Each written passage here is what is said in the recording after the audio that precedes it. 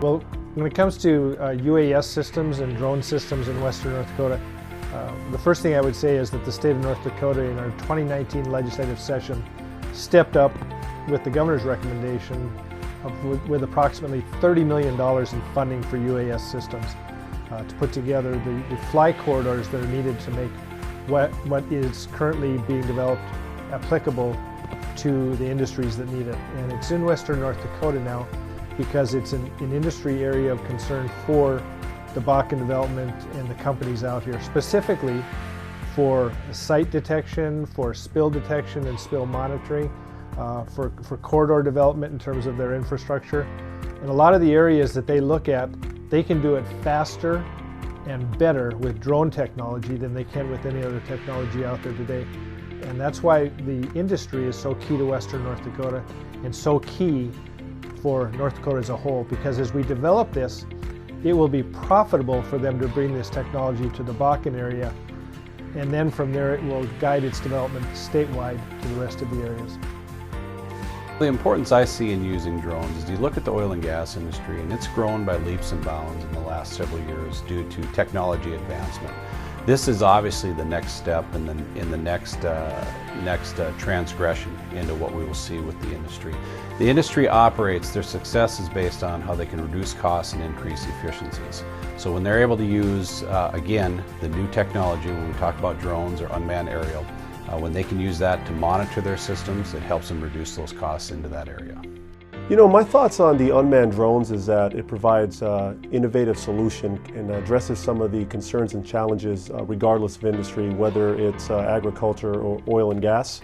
And I think it's an integrated solution, a lot of practical applications, and we're finding that out more and more as time progresses. They're becoming more receptive and open to some of the applications that drone has. You know, we started with integrity and anomalies findings, and now we're across the board. We're finding more and more reasons to use drones to solve some of the answers, such as safety. It's definitely a cost driver, and we're seeing increase in productivity and efficiency. So I think as time passes by and the industry evolves, it's going to gain more acceptance, and we're going to find more uses. So I'm very optimistic about the future and growth of drones.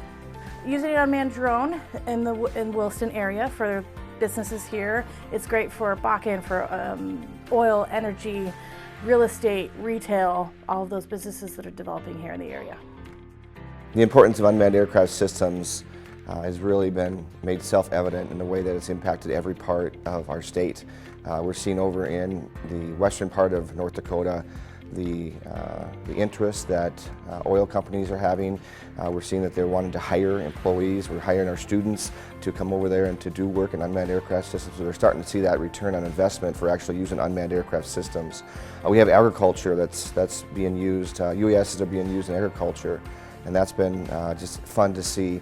There was a report that was done back in 2013 saying that was going to be the greatest impact on unmanned aircraft systems in agriculture, and that's taken some time to really come to fruition, but we're starting to see that. We're starting to see that develop where farmers and agricultural folks are starting to see the benefit and the value of using unmanned aircraft systems to look at their crops for crop health, but also egg tech companies are being developed that are even thinking of new ways to use unmanned aircraft systems to improve crop yield. Small UASs can even be used to be taught in classrooms where students can learn about different technology, they can learn about problem solving, they can learn about critical thinking skills, and just be able to exercise those things using these devices and have some fun while they're learning. And so they're getting this feel for how aviation can be ingrained in their life no matter where that they go.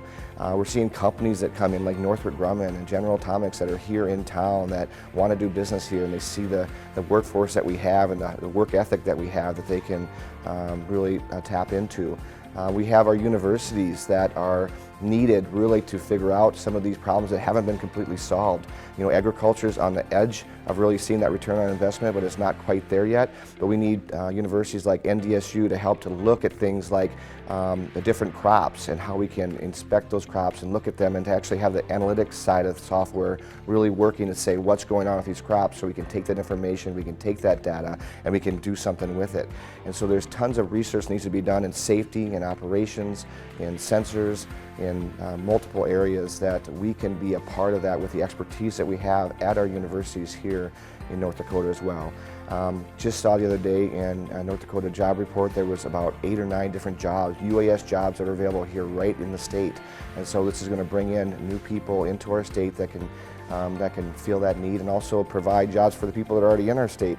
And so UAS has this fantastic way to really intersect with so many different industries and really to make more job opportunities available and really improve or enhance other jobs.